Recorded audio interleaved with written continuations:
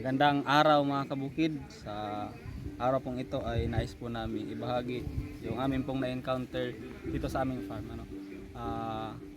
Ilang linggo na din ang nakakaraan na tuloy-tuloy ang pag-ulan at ang resulta sa amin pong mga tanim. Tingnan muna po natin, ito po yung amin pong taniman ng ampalaya.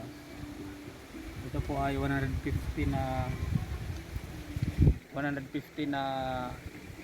puno, subalit pag maulan po pala ay maraming mga na-encounter na problema. Unang-una po, syempre yung fungus, kasimula ng aming pong pagtanim,